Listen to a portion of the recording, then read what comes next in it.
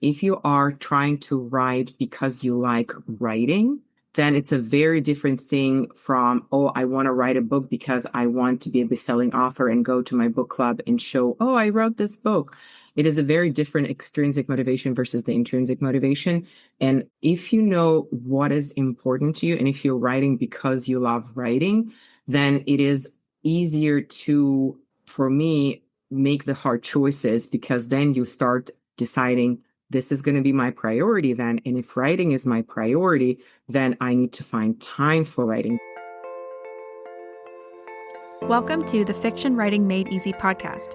My name is Savannah Gilbo, and I'm here to help you write a story that works. I want to prove to you that writing a novel doesn't have to be overwhelming. So each week, I'll bring you a brand new episode with simple, actionable, and step-by-step strategies that you can implement in your writing right away. So whether you're brand new to writing or more of a seasoned author looking to improve your craft, this podcast is for you. So pick up a pen and let's get started. I want you to close your eyes for a second and picture this. You sit down to write, you finish a chapter, you read it back, and there's this moment, maybe small, maybe gut-punching, where you realize the words on the page don't match the story in your head, and that the book you're capable of imagining and the book you're currently capable of writing are not the same book. If you've ever felt that way, you are not the only one. There's actually a name for it, and there's a reason it shows up most strongly in writers who are also serious, lifelong readers, which, if you're listening to this podcast, I'm assuming you are. Now, that gap is actually what we're going to talk about today. So in today's episode, I'm joined by the wonderful Gala Russ. Gala is a book coach and a publishing strategist who's written 15 novels and self-published 9 of them under her pen name, Willa Drew. She works with writers both on the craft side, so diagnosing what's working and what's not working in their manuscripts, as well as on the strategy side, helping writers figure out which publishing path is right for them. In this conversation, we're going to get into what first drafts actually look like behind the scenes, and spoiler alert, they are not very pretty. We're also going to talk about why comparing yourself to other writers is a trap that's keeping you stuck, when to keep working on your book versus when it's time to let an idea go, and what to do when you've been studying writing for years and still haven't finished a draft. No matter where you're at on your writing journey, I think you're going to love this episode, so let's go ahead and dive right in. Hi, Gala. Welcome to the Fiction Writing Made Easy podcast. I'm so happy to have you here today. Hi, Savannah. I'm so happy to be here today as well. It's so exciting to talk to you about a lot of things. A lot of things. Yeah, we're going to dive off the deep end today. But before we get into that, can you, in your own words, introduce yourself to my audience and let us know who you are, what you do, and things like that? I am a book coach and a publishing strategist. As a book coach, I tend to be a diagnostician. So a lot of times I look at people's work and or their partial manuscripts, and I can see what are the craft things that they don't necessarily understand. Thus, what they're writing is not coming across as they want it to come. And then I usually, as a teacher, try to help them figure out all of those craft pieces. Mm-hmm. So what they put on the page matches what is in their imaginations. And as a publishing strategist, I, a lot of time, have conversations with people about whether they want to do traditional publishing or self-publishing. And depending on where they go, I usually help mostly self-publishing authors because I've myself published 9 books, I think, at this point, as Willa Drew, my pen name, and explain what is it like to be a self-published author. That is a business. You're an entrepreneur. How much time you're going to have to spend on actually running the business, how much less time you're going to have for writing, and all of the complexities. So those are kind of my 2 lanes that I've been mostly working on recently. I love that. And you said you're also an author. What kind of books do you write under your pen name? I write romance books, and I write romance books all STEAM level. When I started in YA and then NA, which is new adult. And then the latest release in 2025 was my first adult book. It's so cool. Which I was interviewed by a high schooler a couple of weeks ago. She's writing a project on romance and like people's perception of romance. And she asked me a question that I never thought about. Has anything changed in you, how you write romance since you started writing it years ago and now? And I realized that I started with YA primarily because it kind of felt like when you're young, that's where all of this like huge loves, like the big stories are happening. Yeah.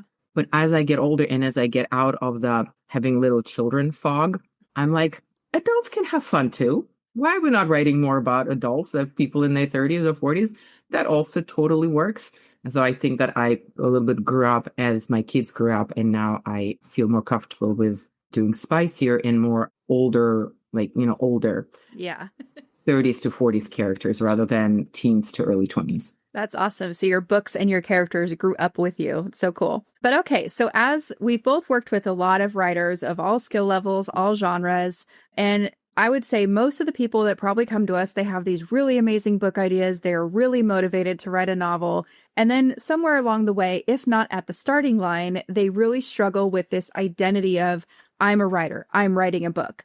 No matter how many pages they produce, how often they show up at their desk or whatever, it's like they're constantly chasing this idea of, I will be a real writer when, and then it's like fill in the blank. So when XYZ happens. Why do you think this is, and where does this come from?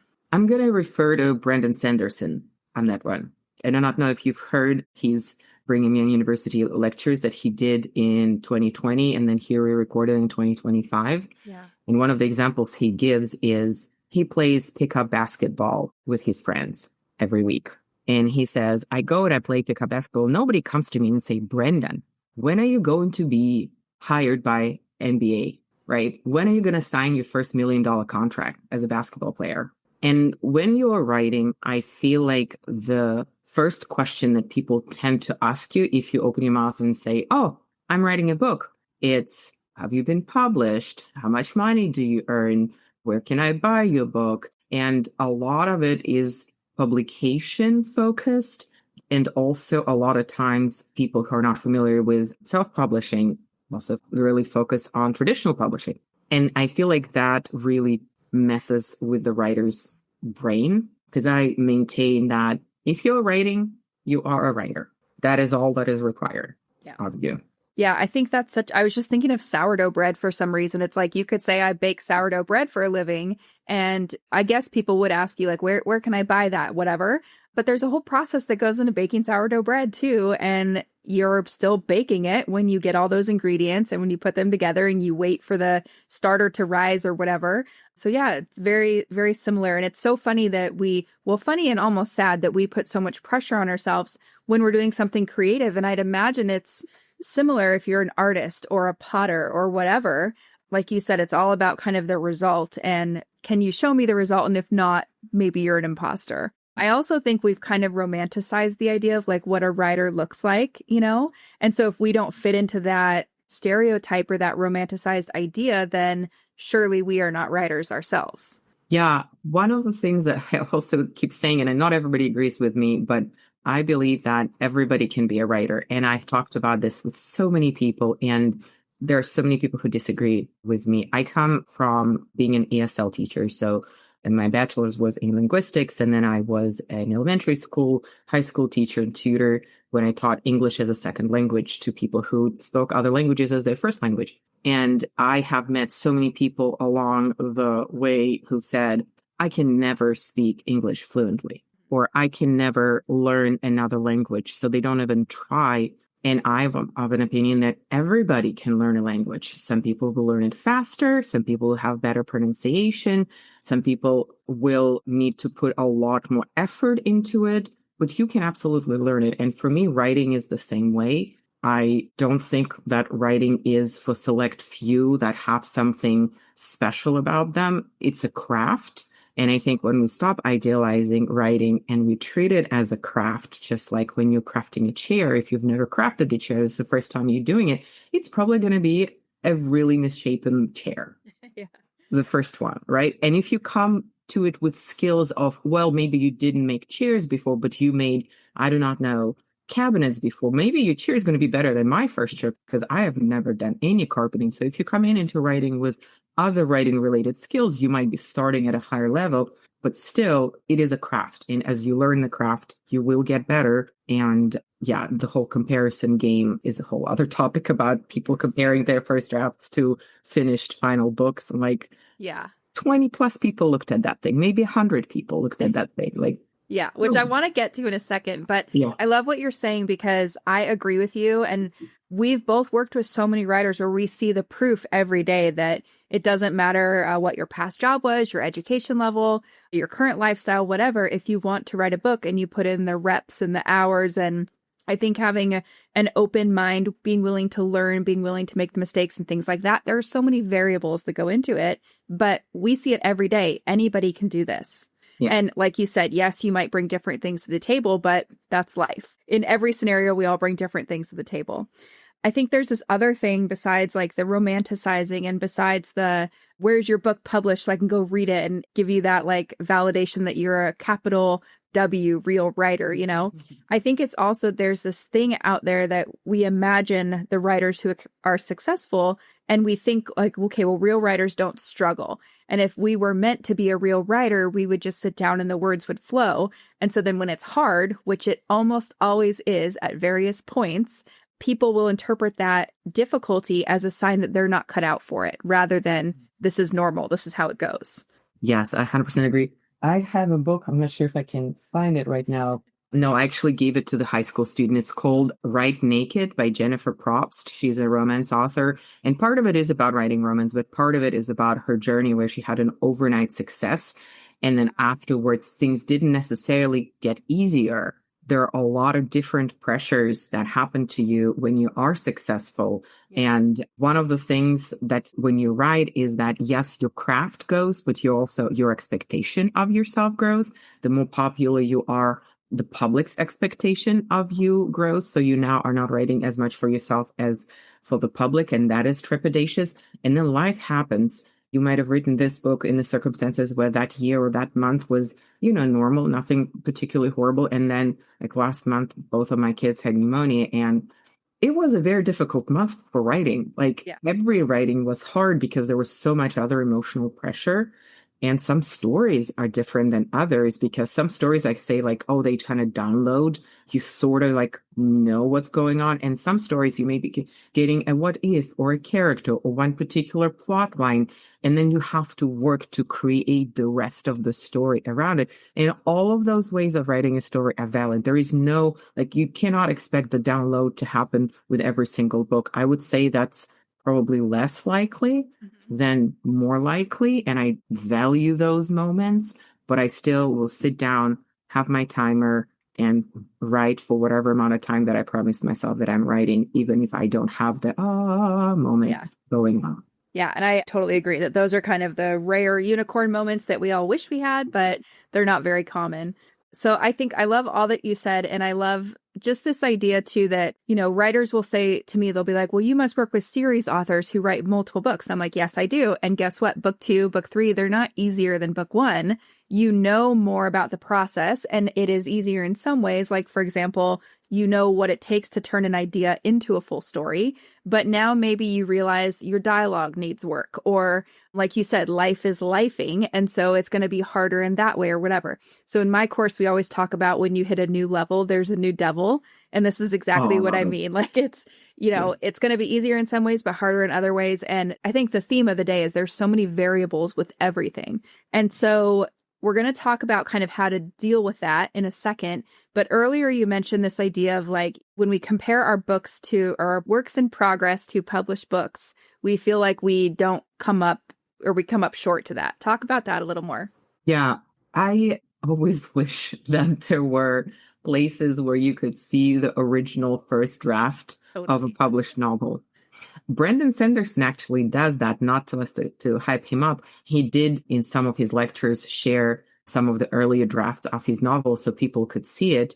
And way when Colleen Hoover was just like not a household name in the 2012 something, she was publishing a novella that was a side story to her first 3 books that she published, and she was writing it on Wattpad. And that was actually the first time I ever went on Wattpad because I wanted to read it as she wrote it. And that was an also eye-opening experience because we saw what does a first draft look like.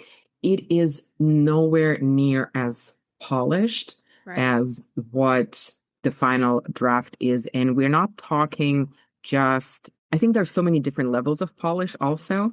If I were to show you my first draft, you are going to see a lot of what I call white room, blank room dialogue, where I just have a dialogue. It has no dialogue beats, no descriptions, nothing. Because a lot of times I just write the dialogue first and then I come up with something. You're going to have a lot of square parentheses where I'm writing, and he's feeling anxious here. So like show it in gestures, and then the parenthesis closes, and then I keep going. Or I needed to research rowing teams in Germany. I'm like, I'm not going to stop right now and research the rowing team in the German. I was like, research rowing teams in Germany in square parentheses. And then afterwards, I'm going to go, and my first draft, that's what it looks like. It looks like a hodgepodge. It's not going to have a lot of introductory sentences at the beginning to set up the scene. It might not have any punchy closing lines either. It's just kind of like, okay, I'm telling the story to myself. Somebody said that first draft is you telling yourself a story. Yeah. And then when I go after, I'm going to not fill all of that out right away. I probably would look at the structural stuff, and then I'm going to move things around, because I don't want to fill everything out if that part is going to disappear completely, because I cut a lot of things. So I'm going to leave it personally in that weird state, and then and some chapters will be really fully nicely written because that just happened that way. Then I rearrange everything and make sure that structurally everything is sound. And then I'm going through and filling out all of those things and making sure that beginning, middle, and end, everything is described. Then I usually go through and I do an emotions read, where I read and I underline, oh, you kind of need to bump up your emotions here. And then I bump up that. Then afterwards, I'm going to go through and I'm going to read the entire story and sound it out and make sure that the prose sounds good. Then I'm going to give it to my beta readers, and they're going to read it and they're going to give me feedback. Then I'm going to give it to my developmental editor. Then I'm going to give it to my line and copy editor. Like the first draft as it is, finishing that first draft, if it looks like a, scrappy little homeless dog, it's probably right on the money. It's probably what it should look like. Yeah. So that was a very long explanation of how I do it, but it gives you, I think, the arc of the first draft is you telling yourself a story. Just finishing it is the goal. Well, and you're so right. There's so many layers to that too, because I've even seen first drafts where it's like the love interest is a little bit cliche, or his actions are very surface level or whatever. And there's the parentheses and there's the bullet points and whatever, just to get through that draft. Or there's like a villain that reminds you a little bit of Voldemort. And you're kind of like, okay, well, that's a placeholder for right now.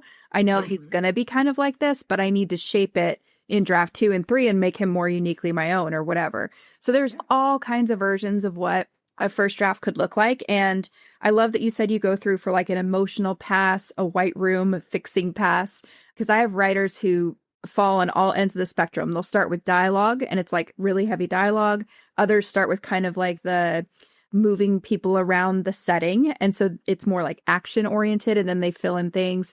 Others start with kind of the emotional beats, and then they have to just fill in whatever doesn't come naturally to them. And that's going to be different too in every scene. So I like talking about how the process is actually pretty messy, and because it's real life. And I think more people need to discuss that and hear about it. But also because when you write a draft like Gala's talking about, where there's parentheses and whatever, that does not mean that your story doesn't work and it's broken.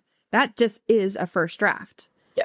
And so I know that you talk about this, and I think there's like a famous Ira Glass quote about this, where it's like we have, as readers and writers, we come to the table with, we know what good is. We read books and we're like, oh, that emotionally moved me. And then we look at our first drafts and we're like, this isn't moving anything. This is the worst thing I've ever read. So we measure ourselves against that. And like you're saying, it's really unfair because there's so much more that goes into it than we think.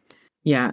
And the article by Ira Glass, I think you can find it. I forget now what it's called. It's something about taste, I believe. But if you put famous Ira Glass article, that's probably going to be the one that comes up. But we'll find it and link to it in the show notes. Perfect. Thank you. But the main thing is that I talk to people who say, well, I'm an avid reader. I've been reading all my life. I know what a good book is. Why isn't my book good? Right. And to me, that is that taste gap, because you know what a good book is, but let's go back to my chair example.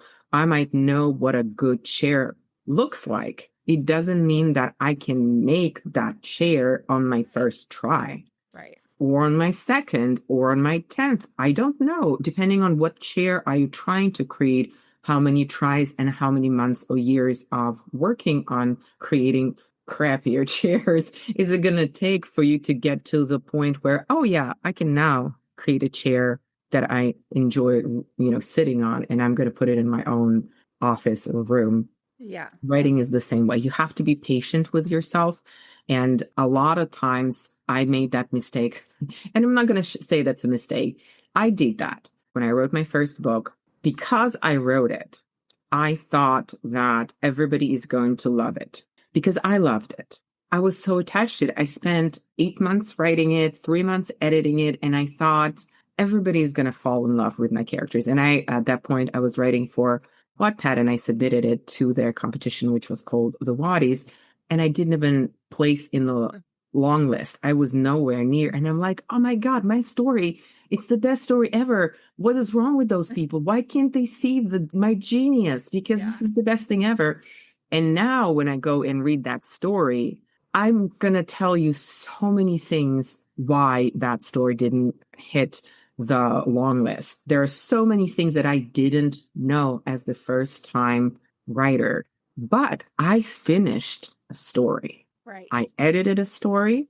I worked with a developmental and with a line editor. I took classes. I learned stuff. I wrote another book and I did better. And I wrote another book and I did better. And then I published a book and then I published another book. And it is a cumulative thing. You will get better if you continue working on your craft. Yes. And I think it's really important to highlight what you're saying, because not making the long list doesn't necessarily mean anything about you or your idea or the draft. It just means that it wasn't there yet, right? Or it didn't mean anything about the quality of Gala, the writer, didn't mean anything about the quality of the idea. It just meant the execution wasn't quite what they were looking for yet.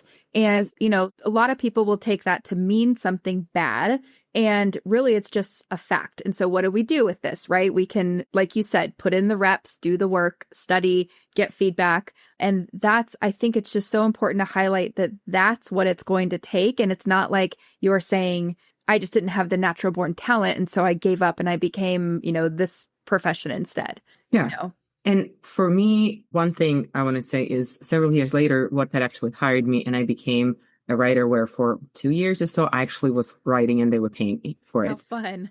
Because I got to that level where they were like, yeah, now we want you. Now we want to work with you, because I got to that point. It just took some time.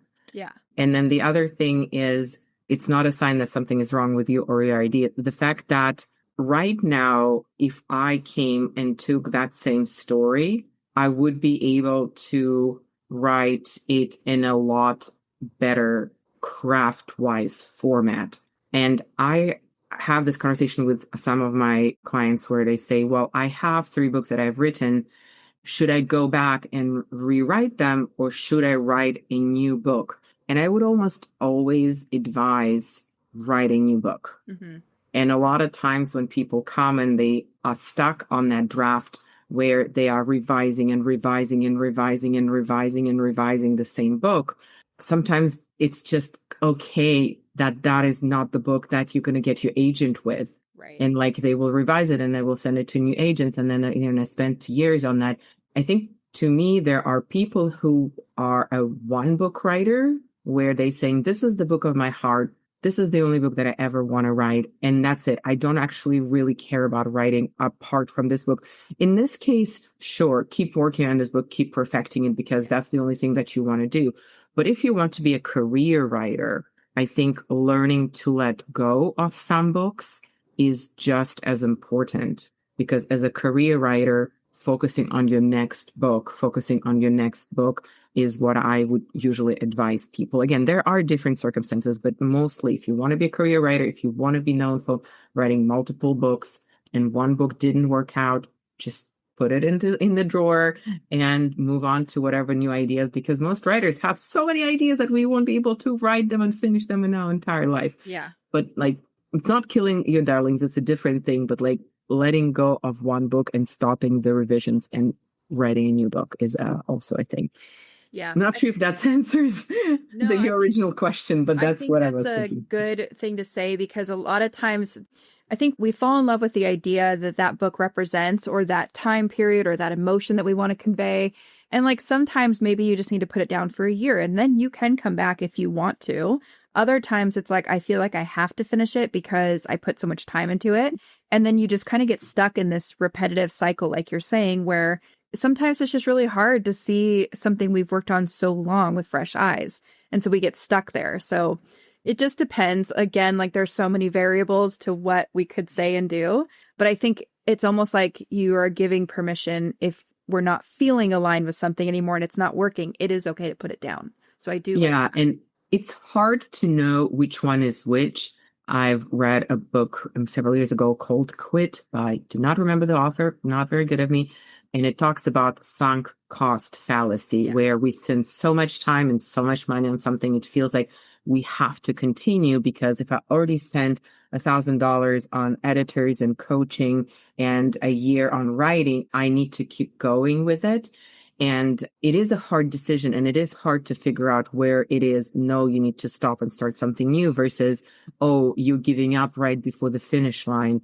And I always go back to I like working with the mind body connection and somatics. And there's a lot of stuff that we're trying to logic out with our brain that we a lot of times actually can feel in our body when this is, you pushing, you're forcing yourself to do it versus, no, you just really need to keep going. This is just a hard patch.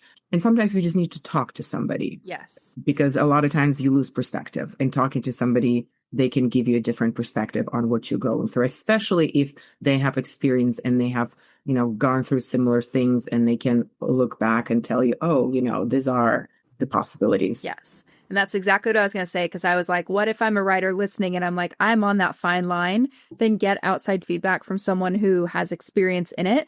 And, they'll give you the reasons why they have a certain opinion, and you can move forward from there. But I wanted to ask you, so we both deal with a lot of writers who they like to learn about the craft and they like to study all the books and go to all the conferences. And what I talk about on this podcast is that is great. I'm a lifelong learner as well. I love learning, but there's a certain point where that's not going to help anymore. And so you can literally read every single craft book out there, but until you start doing the work and getting messy and making the mistakes and writing the drafts that don't work and getting feedback, you're not going to move forward. What do you have to say about that? I agree. And I'm going to go back to my chair example. You can read all of the books on how to make a chair, but until you start making that chair, you don't know how, do your hands shake when you are doing certain things, or there are certain things that come easily right away. You read about, oh, you slice it this way, and you go and you slice it this way, and it turns out perfect. Great. It means that you can implement that particular skill right away. But there are going to be other skills where you're going to be redoing and redoing and redoing and redoing before you get there, and you can't really know. And I also, as a teacher, believe that, and again, it comes from my language teaching, you need to practice the language to be able to speak it. Can you learn how to read a language without ever speaking it? Absolutely. But to speak the language, you need to speak the language. You need to make a mistake. And a lot of beginner language learners say I don't want to sound like I am making mistakes all the time. And I always encourage, please do. Yeah. The goal of it is communication, is getting your idea out. And the same is with the book. You're trying to get your idea out, and then the second pass is going to get easier, and it's going to get easier. And it is also a cyclical, just like the spiral. If you ever studied education, again, I have a degree in education. If you ever studied education, most education is a very spiral process. So you begin at the beginning, and if you want to be up on top, it's not a straight line. You don't just go there. It's circles. And a lot of times you learn something. For example, Brandon Sanderson 2020 lectures, when I listened to them for the first time, I'm like, well, I sort of get everything. And then several years later, I listened to them for another time. And I'm like, oh, now I get what he was talking about there and there and there, because I've actually done those things and they actually make sense to me. And then when I recently re-listened last year, he released 2025, which is a slightly different version, but still similar. I was doing it and was like, ooh, I'm teaching this, and I am teaching this, and I'm teaching this. And it was validating, because I went through all of those spirals, and how I knew what a filler word was when I was a beginner, how I knew it when I was an intermediate person and how I know and can explain it now, spot it in other works, and make sure that they themselves can understand and change it is a different skill level. And it came with years of practicing. Yeah. That's it. I have tapped the same topics multiple times on my climb.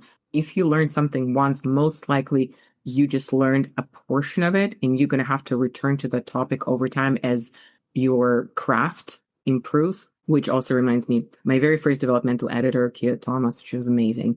When I came to her with my first book, and she edited maybe 5 of my books total, she said, I'm going to give you things that are most important to fix. Because if I give you everything, it's going to feel discouraging. Yes. And then on my next book, she said, oh, so from what we learned last time, what I told you last time, you now did this and this and this and this well. Great job. This, and this still needs some work. But now I'm also going to introduce these new concepts to you that I feel like you're ready to correct and understand. And with every book, working with the same editor was amazing. And she was just a very good teacher also, because she was leveling me up. She could see my progress because we were together for so many years, for so many books. She was leveling me up, and she was giving me harder and harder and more complicated craft concepts so that I could learn and apply them. Again. Yeah, and I think like that's a whole other can of worms that like I want to go into, but we're not going to, is that just want to say like a PSA for the writers out there is if you're getting edit notes where they're listing everything in the kitchen sink and it's like 50 pages long, sometimes that's not a good sign, you know, because it is really overwhelming. And kind of like Gala was saying, if her editor had given her those like 5th book notes on book 1, she wouldn't have even known, what does this mean? What do I do with it? And as you were saying all that, I kept thinking back to like, I learned how to play golf years and years ago. And there's a certain point that you know you're swinging well because you feel it, you know, or I grew up playing softball and you could just kind of feel when you're doing something right. You can learn about what that could be like when you're writing, like what does it mean to write a good line of dialogue? You can kind of learn and know what that means in theory, but until you do it, you're not going to feel whether it's good or not. And then also I was thinking, because my mom used to bake cakes professionally, and baking cakes is hard. Like I couldn't just show up to my stove and bake the perfect cake. So why do we expect to sit down and write the perfect book? And it's so interesting too, like we could go off on a tangent on if we wanted to learn how to play golf or become a really good pastry chef, we would hire someone to help us learn how to do it. You know, it's just so interesting to me that we put such harsh expectations on ourselves. Yeah. And I think now with YouTube and with everything else, people are saying, oh, I can learn everything by myself. And I think that some people can. Yeah. But they are the minority. It's the same thing with some people can learn how to renovate their entire house based on renovation shows or YouTube, but they are in the minority. And there is a trade-off of time versus money. Yes. Because yes, you can, but it probably will take you a lot longer. And if you have somebody who, instead of like you going and zigzagging, like I learned this, then that, then this, I didn't understand how to apply this, then I understood, then I had to go back, then I had to relearn it. It is very chaotic when you have somebody who gives you a roadmap and says, you do this, then you do this, then you do this.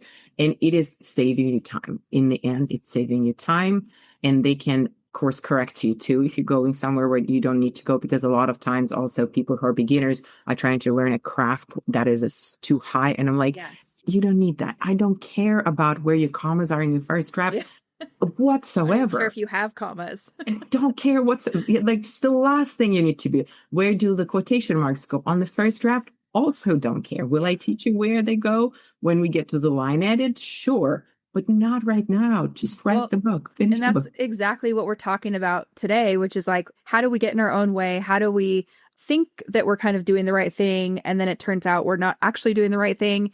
And I like what you said about the spiral of, you know, we come back around. That's exactly how drafts work. I talk about on this podcast, stories are built in layers, and your first layer is going to be exactly like that draft you described earlier, where there's bullet points, brackets, whatever. And also our learning is built in layers and in that spiral too. And I think people don't talk about that enough, you know? And we talk about the end result, and no wonder we all feel like we have to be perfectionists.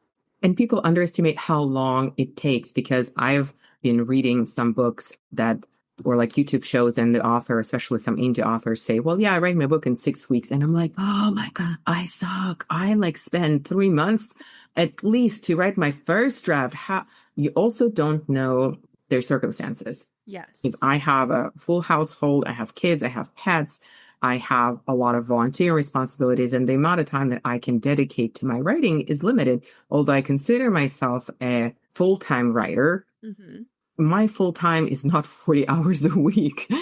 So you also cannot compare yourself without knowing how much time they have and what is their schedule like and what their support system like, because a lot of more advanced authors also have a much bigger support system when they would have assistants, where they would have people who run their business and website, and they have more time to dedicate to actual writing, which is great, which is what you want to do. You know, you want to write the next book and the next book. But if you're at the beginning and you're publishing your very first book and you are the business owner and you do not have the money to hire anybody, you're going to spend a lot of time on being an entrepreneur. And there's going to be only so much time left for writing. What are you going to do? Not sleep ever? That's not and I a think solution. even people hearing you say, like, my first drafts take 3 months, they're going to be like, oh my gosh, that's so fast, you know?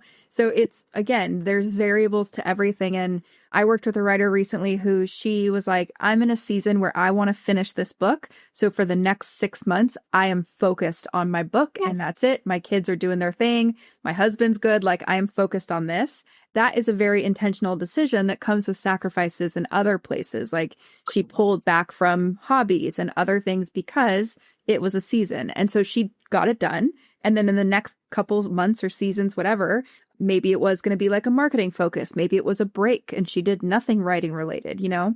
So there's so many things that we can all play with. And I think if I were to like sum up the theme of today's episode, it's like, don't compare yourself to others because you don't know the full scope of like what they're working with, who they're working with, what they're dealing with on a day-to-day basis. And don't compare your messy draft to a finished published book because it's just not a fair comparison. And yeah, be open to learning. Speaking of learning, what could someone do today? Like, let's put ourselves in the listener's shoes. What could someone do today to like put this into practice? In my experience, a lot of people who come to me who are stuck at the very beginning, like, I have an idea, but I don't know how to implement it, or I've like written 3-5 chapters, but I don't really know if they're good, if I should continue. They are focused on, I want for somebody to tell me if this is good. And I think that you need to focus inward and understand what is it that you're trying to achieve here. Because if you are trying to write because you like writing, then it's a very different thing from, oh, I want to write a book because I want to be a best-selling author and go to my book club and show, oh, I wrote this book. It is a very different extrinsic motivation versus the intrinsic motivation. And if you know what is important to you, and if you're writing because you love writing, then it is easier to, for me, make the hard choices, because then you start deciding, this is going to be my priority then. And if writing is my priority, then I need to find time for writing, because like I have a write your novel checklist and I ask, so what prevents you from it? Is it because you feel like you don't know how to structure a novel? Or is it because you don't know when to write because you're so busy? Or is it because, yes, you dedicated a slot for writing, but when it comes time to writing, you just sit down and scroll through internet or do something else and not writing? Identifying what is it that is actually blocking you and then working on that will move you forward in the end. If you just have this idea, oh, I want to be a writer and it will just magically happen on its own if I'm meant to be a writer, it probably won't. Yeah. You have to take very conscious actions. You have to make tough decisions. You have to prioritize writing time. You have to talk to your family members and say, hey, yes, I know you always come to me for this and this, but between this and that time, I'm not available, or go to a library. I read in the car a lot of times, like I go grocery shopping, and before I get in the store, I write for half an hour in my car. I have like a battery and everything.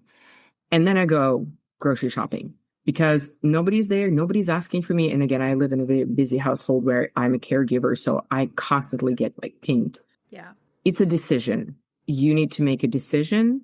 And if you make a decision, then you can get through those blocks. One thing I wanted to tell you about the 3 months period, like it takes me 3 months to write a first draft. I've written 15 books at this point. And to me, it's like, by this time, it should take me less. But I've written 15 books. Right. And it is just the first draft that takes me this long. And it, editing also usually takes another couple of months. Yeah. Well, a few things I want to say about that. I love your creativity about writing before you go in the market. I feel like there are so many people listening. They're like, I'm going to steal that. Or like before you go pick up the kids, whatever it is. And then also I love the lens of like, get clear on what you're trying to do. Because if, again, hopefully through hearing us talk about this today, you're like, okay, my first draft just needs to be a first draft. That takes some of the pressure off. Or, maybe you realize you're listening and you realize, yeah, I am kind of worried about other people reading this. That's why I want to make it perfect. Sometimes just hearing those thoughts will unlock something. The other thing you said is like sitting down at your desk and you waste time scrolling. I find that a lot with people, and it's because they don't know what to do. They're overwhelmed with the process or what to do first, second, and third. And that's where, if you have the funds, the time, you can get a coach, you can take a course that'll walk you through that. But also, if you don't have the funds or the time, start small, right? Start with like, I say start small and then I want to talk about the big picture, but start with the things that matter most, your characters, your plot, what genre you're writing in, the conflict, and worry about the things like Gala said earlier, the commas and the grabbing the thesaurus to find the perfect word. That comes later. So I love all that. I feel like I'm feeling like when someone listens to this, they're going to be like, okay, I got this. I can sit down and focus on like what's next in front of me. But yeah, anything else to add on that, Gala? There are certain tips and tricks that I like. And one of the things that I found that helps me is accountability. And if you don't have the budget to have a coach for accountability, you could have a critique group, or there are a lot of places where you can go and they're like writing sprints that are free that you can just go online and join them. And that also, to me, creates boundaries. But some people are different. Some people say like, oh, that's too much pressure. I don't like this. So pick and choose and always try. Like a lot of times people say, oh, I don't want to do it. I use my timer, Pomodoro timer, and I put 45 minutes usually, and I write for 45 minutes. And I've had so many people say, oh, this is not going to ever work for me. This is too restraining. And then once they start doing it, they get into it. Like I listen to binaural beats and they're like, oh, this is weird whale music. Why are you listening to it? I'm just going to. And then they start listening to it and I was like, oh my God, I am a lot more focused. So don't discard the advice. It doesn't mean that all of the advice will work for you, but I always try things and then make a decision. Oh yeah, that actually worked. That weird advice that I thought will absolutely be not good for me actually worked. And some things that are, oh, this is very logical. It will work for me. It did not. So try things out. Try things out. The weird whale music. I'm glad you brought that up because I listen to ASMR stuff when I'm focusing and it really helps. And people that are like my partner, Nathan, he'll come in and he'll be like, what are you listening to? And it's like a woman cosplaying an apothecary owner and she's like clinking bottles, but it works for me. So yeah. And I would have never known that had I not tried it. So I love that advice. Well, Gala, where can people go to find you on the internet? And I think you have a free gift for people today. Do you want to talk about that? Yes. Thank you. My website is galarusauthor.com. And I primarily on social media hang out on my Instagram, which is at Gala Russ Author. You can find me on TikTok and Facebook and YouTube. I also repost things, but if you want to chat, I'm on Instagram primarily. And the Write Your Novel Check-in is a little workbook that I created for my husband and my daughter, who are both trying to write their first novels and have a different set of reasons why they are not progressing as much as they would like to. So kind of to diagnose them, because as I said, I love diagnosing books. I love diagnosing what is and isn't working in the writing process. I created that and they found it very illuminating. So I hope that if you are a writer who is just at the beginning of writing your novel or started writing a novel some time ago and now are thinking to come back to it, it will reorient and both inspire and bring you back to your story and remind you why you love it, and also really truly help you see why aren't you making as much progress as you would like to. Awesome. So we will link to all of that in the show notes. Any last parting words of wisdom, Gala? I think that writing is a combination of joy and hard work, and you cannot do it without both. If writing is only hard work, you probably need to re-examine something. If writing is only joy, I've never experienced that. Tell me, how are you doing that thing? I would love to know. We can sell that secret to everybody. So accept the fact that hard work is part of a writer's journey. and find all of the joy that you can find in writing and just keep writing. I love that point. And it reminds me of what you said earlier that I wanted to add on to, which is when you make the tough decisions, when you put in the hard work, I find that that's when it becomes really fun and really joyful because you're seeing the progress, you're, finishing the chapters, whatever, and you get that writing life that you wanted by, putting in the hard work and making those tough decisions. So again, it's all cyclical. But anyway, thank you so much for joining me today, Gala. And again, we will link to where to find you around the internet in the show notes. But thank you so much for being here. Thank you so much for having me. All right. Now, before we wrap up, I want to leave you with 3 things from today's episode that I want you to sit with. The first key thing I want to leave you with is that the taste skill gap is real and it's normal. The fact that you can read a great book and feel moved by it and then look at your own draft and feel like it's not measuring up, that is not a sign you're not meant to be a writer. It's a sign that you have the taste of a serious reader and your craft just hasn't caught up yet. And what I hope you'll take away from today's episode is that the gap closes with reps, not another craft book. Second key point I want to leave you with is that first drafts are supposed to look like a mess. You've heard me talk about this a lot on the podcast. Think of things like white room dialogue, brackets where description should go, notes to yourself that says things like research rowing terms in Germany.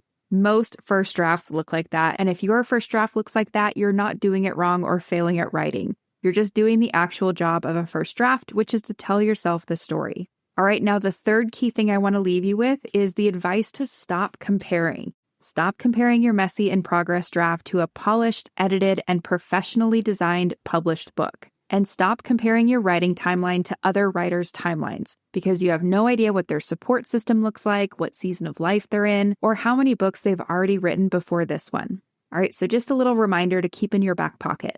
Now, if you got value from today's episode, the single best thing you can do for the show is leave a rating and review wherever you listen. It takes about 30 seconds and it genuinely helps the show reach more writers like you. And if you're not sure what to focus on next in your writing journey, I have a free quiz that'll point you in the right direction. I will link to the free quiz in the show notes along with everything Gala mentioned today, including her free Write Your Novel Check-In workbook. All right, so that's it for today's episode. Remember Gala's parting words, writing is a combination of joy and hard work, and you need both. Find the joy where you can, do the hard work when you have to, and keep writing. And I'll be back with another new episode next week.